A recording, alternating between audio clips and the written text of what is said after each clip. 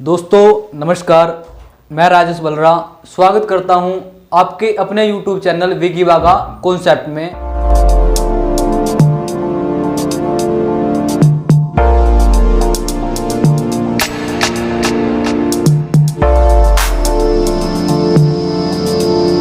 आज का जो हमारा जिला है हरियाणा का, हरियाणा जीके में हम जिले वाइज जीके कर रहे हैं। हमारा जो जिला है आज का रोहतक जिला। रोहतक जिले के बारे में हम आज बात करेंगे। इस जिले की स्थापना 1 नवंबर 1966 को हुई थी। 1 नवंबर 1966 को इस जिले की स्थापना हुई थी। जब हरियाणा बना था तो हरियाणा में 7 जिले थे, उनमें से एक जिला अपना रोहतक था। उसकी ट्रिक भी मैंने आपको करा रखी है। जो जिले थे अपने, कौन कौन से जिले थे? रोहतक, अंबाला, बता दूं आपको मैं दोबारा से, करनाल, जींद, हिसार, गुरुग्राम और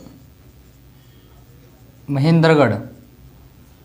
ये 7 जिले थे जिस समय अपना हरियाणा बना था और उनमें से एक जिला अपना रोहतक था।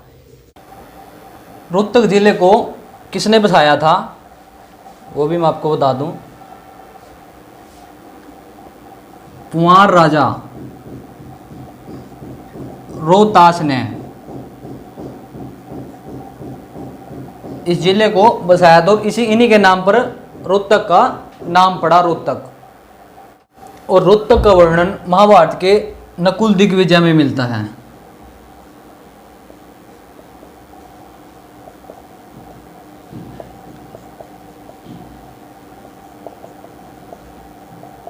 और रोहतक को ही हरियाणा की राजनीतिक राजधानी कहा जाता है। हरियाणा की राजनीतिक राजधानी।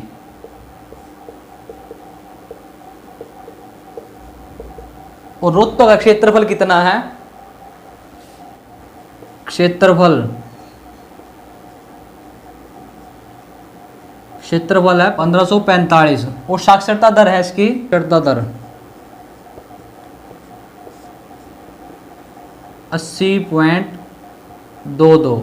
साक्षरता दर है इसकी 80.22। और रोहतक को ही हरियाणा की एजुकेशन सिटी बोला जाता है।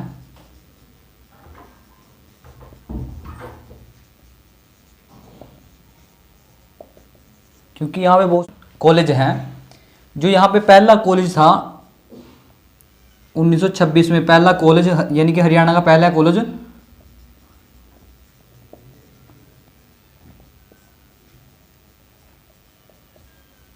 रोहतक में खोला गया था। कब? 1926 में। उसके बाद जो यहाँ से पूछा जाता है MDU university, Maharshi Dayanand university, जिसकी स्थापना हुई थी 1976 में। ये भी कहाँ पे है? रोहतक में। उसके बाद जो आपसे पूछा जाता है BD शर्मा विश्वविद्यालय, ये भी अपना रोहतक में है, जिसकी स्थापना हुई थी मेडिकल कॉलेज के रूप में 1964 में। मस्तनाथ विश्वविद्यालय कहाँ पे? रोहतक में। रोहतक के अस्तलबोर में। कहाँ पे? मस्तनाथ विश्वविद्यालय रोहतक के अस्तलबोर में। उसके बाद पूछा जाता है यहाँ से IIM। IIM फुल फॉर्म है इसकी इंडियन इंस्टीट्यूट ऑफ मैनेजमेंट, यानी कि बिजनेस स्कूल है ये रोहतक में। हरियाणा का पहला बिजनेस स्कूल, जिसकी स्थापना हुई थी 2009 में। अगर पूछा जाए हरियाणा का पहला बिजनेस स्कूल कहाँ पे है, रोहतक में, स्थापना कब हुई? 2009 में। उसके बाद पूछा जाता है यहाँ से sir Chhotu Ram science and technology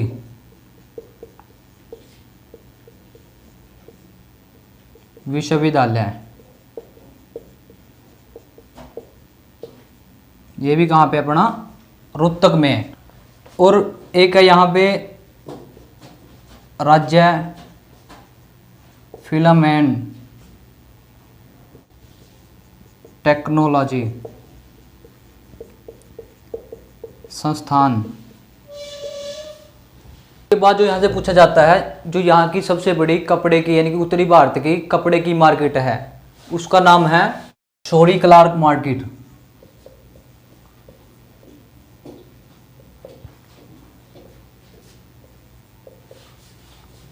Shourie Clark market कहाँ पे है? रोहतक में, यानी कपड़े की सबसे बड़ी मार्केट रोहतक में है। उसके बाद मैं आपको बता दूं, जो यहाँ से इम्पोर्टेंट जो स्थान पूछे जाते हैं, जैसे अस्तलबोर हो गया, महम की बावड़ी होगी, शाहजहां की बावड़ी होगी, उनके बारे में आपको बताऊंगा जो एग्जाम में पूछे जाते हैं। इतना आप वीडियो को शेयर करें अपने दोस्तों में, जल्दी से लाइक करें और कमेंट करें। यहाँ पे है महम की बावड़ी, रोहतक में, और शाहजहां की बावड़ी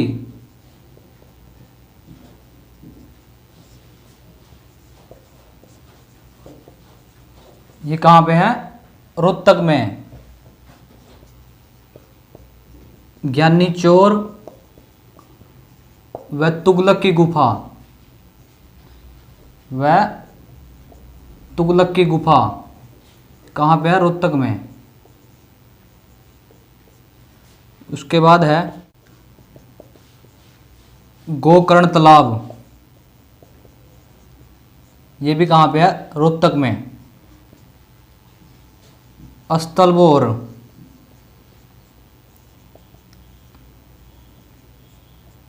ये भी रोहतक के बोहर गांव में है। ये बाबा मस्तनाथ का डेरा, बाबा मस्तनाथ का डेरा कहाँ पे है? ये भी अपना रोहतक में। उसके बाद जो रोहतक से पूछा जाता है, बाबा जमनानाथ की मजार,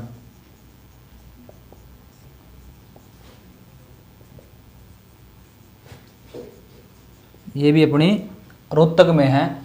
और जो पूछा जाता है तिलियार झील, तिलियार झील कहाँ पे है? रोहतक में। और जो यहाँ से स्टेडियम पूछे जाते हैं, राजीव गांधी खेल स्टेडियम,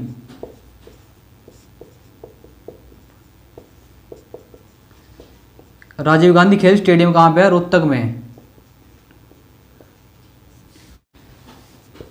और चौधरी बंसीलाल क्रिकेट स्टेडियम,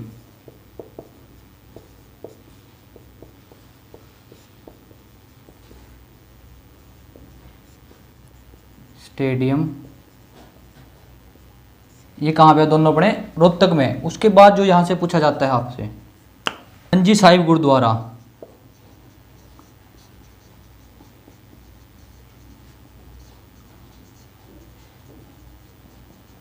ये भी अपना रोहतक में है।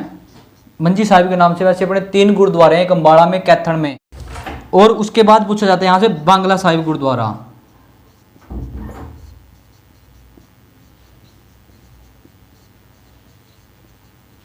ये दोनों कहाँ पे? अपने रोहतक में। उसके बाद जो यहाँ से सिंधु घाटी सभ्यता के अवशेष मिले हैं, वो जगह का नाम क्या है? सिंधु घाटी सभ्यता के अवशेष,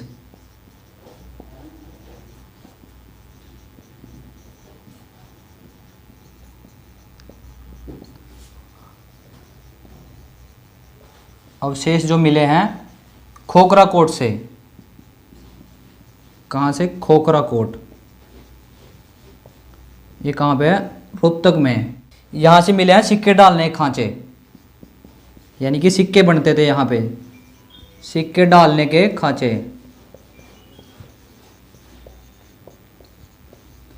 कहाँ से मिले हैं? खोखरा कोट से। और गुप्त काल की मुद्राएं भी यहीं से मिली हैं, गुप्त काल की मुद्राएं।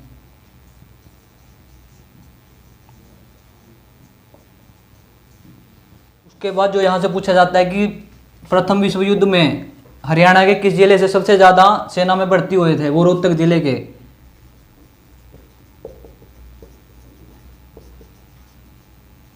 युद्ध में सैनिक भर्ती किस जिले से ज्यादा हुए थे? अपने रोहतक से। और कारगिल का पूछा जाए, कारगिल युद्ध में जो सबसे ज्यादा सैनिक थे वो अपने झज्जर जिले के थे। अगर आप इसका स्क्रीनशॉट लेना चाहो स्क्रीनशॉट भी ले सकते हो। उसके बाद मैं बताता हूँ जो मस्जिद है यहाँ पे, दीनी मस्जिद, लाल मस्जिद, शीशे वाली मस्जिद, कहाँ पे है? अपने रोहतक में। हरियाणा की राजनीतिक राजधानी किसे बोला जाता है? रोहतक को। तो शीशे वाली मस्जिद कहाँ पे है? रोहतक में। दीनी मस्जिद रोहतक में।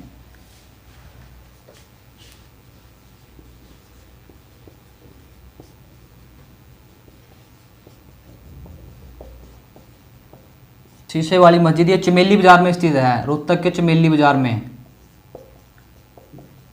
और इसका जो प्रमुख द्वार है वो संगमरमर से बना हुआ है। उसके बाद है अपनी दीनी मस्जिद, अलाउद्दीन खिलजी के काल में, सुल्तान अलाउद्दीन खिलजी के काल में ये मंदिर था, उसको मस्जिद में बना दिया गया था।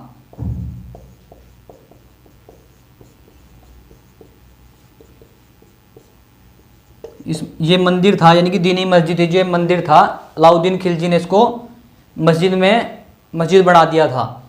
उसके बाद फिर 1947 में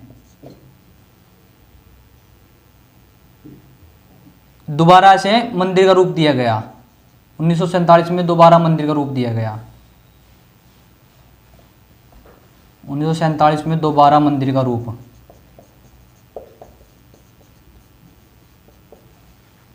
उसके बाद यहां से पूछी जाती है लाल मस्जिद।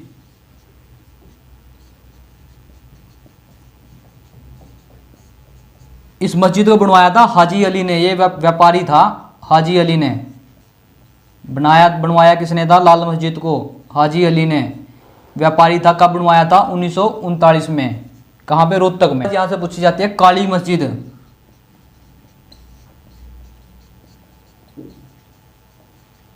ये भी अपनी रोहतक में है। उसके बाद एक क्वेश्चन और पूछा गया था कि महात्मा गांधी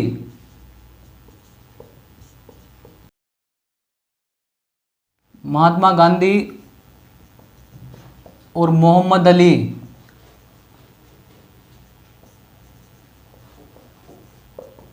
और शौकत अली रोहतक कब आए? 8 अक्टूबर 1920 को। और एक क्वेश्चन और पूछा जाता है महात्मा गांधी से कि वैश्य स्कूल की स्थापना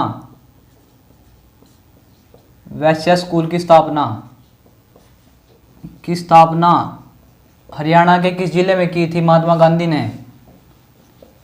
रोहतक में। कब की थी? फरवरी 1921 में। वैश्य स्कूल की स्थापना कहाँ पे की थी? हरियाणा के रोहतक जिले में। फरवरी 1921 में महात्मा गांधी ने। उसके बाद जो है अपना यहाँ से जो प्रमुख व्यक्ति पूछे जाते हैं, साक्षी मलिक। बहुत बार क्वेश्चन में आया है कि साक्षी मलिक का जन्म में पूछा गया और कहाँ से है? ये रोहतक के किस गांव से है साक्षी मलिक?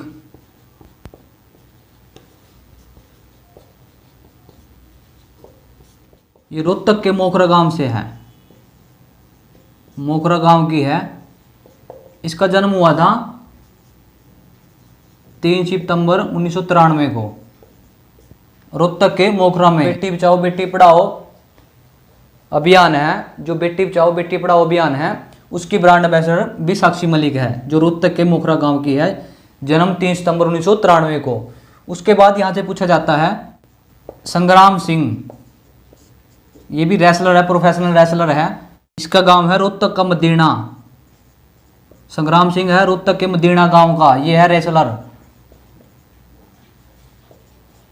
उसके बाद जो यहां से पूछा जाता है ममता खरब।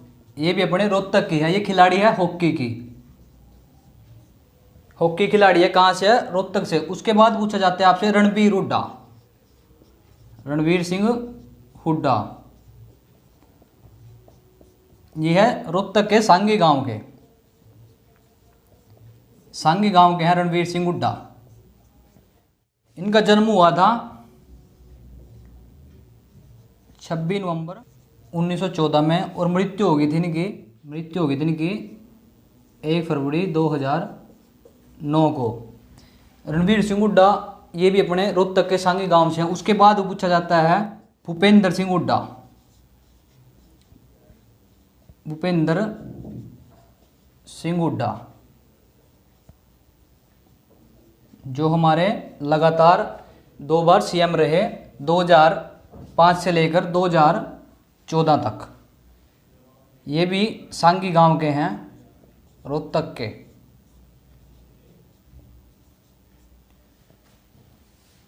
उसके बाद जो है अपने दीपेंद्र हुड्डा,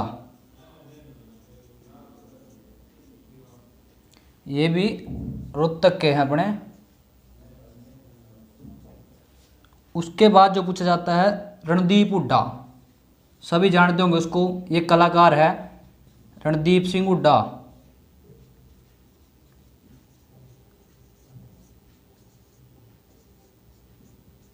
ये भी एक कलाकार है, रोहतक के हैं। उसके बाद है पूजा बत्रा,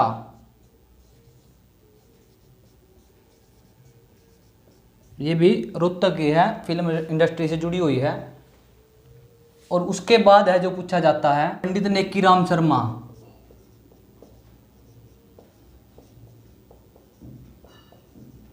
पंडित नेकीराम शर्मा पूछा जाता है। ये भी कहाँ के हैं?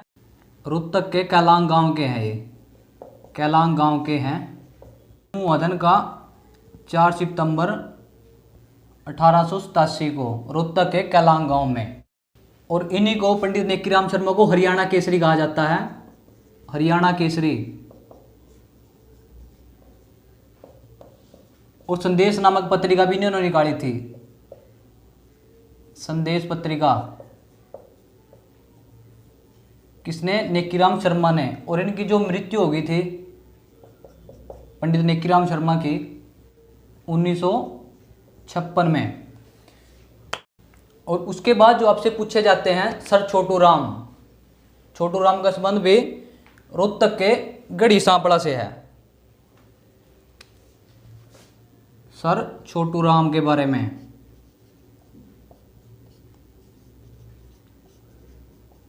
ये कहाँ गए? रोहतक के गढ़ी सांपड़ा के, गढ़ी सांपड़ा के हैं सर छोटू राम। इनका जन्म जो गढ़ी सांपड़ा में हुआ था 1881 में और मृत्यु हो गई थी लाहौर में 1945 में। और इन्हीं को मैं थोड़ा सा मिटा दूं, अगर आप इसका स्क्रीनशॉट लेना चाहो स्क्रीनशॉट ले सकते हो। और इन्हीं ने जाट गजट पत्रिका निकाली, जाट गजट की स्थापना की। पूछा गया था किस सन में की गई थी? 1916 में। उसके बाद इन्होंने ही जमींदारा लीग की स्थापना की, जमींदारा लीग की स्थापना। इनका संबंध रोहतक के गढ़ी सांपड़ा से। कब की थी? 1923 में। और एक यही नेता थे सर छोटू राम जिन्होंने असहयोग आंदोलन में गांधी जी का साथ नहीं दिया था, यानी कि सहयोग नहीं दिया था। एक बार क्वेश्चन पूछा गया था कि वह कौन से बड़े नेता थे जिन्होंने असहयोग आंदोलन में हिस्सा नहीं लिया था? वो अपने सर छोटू राम जी थे। इनके भी कुछ कारण थे। इन्होंने जो आग्रह किया था लोगों से, जो साथ इनकी वजह ये थी कि इनका कहना था कि हम स्कूलों में जाएंगे, वहाँ पे कोई फ़ी वगैरह कुछ नहीं देंगे, और किसान मंडी में जाएंगे अनाज लेके, कोई लगान वगैरह कुछ नहीं देंगे। इसलिए इन्होंने असहयोग आंदोलन का समर्थन नहीं किया था। उसके बाद जिनसे पूछा जाता है सर की उपाधि कब दी गई?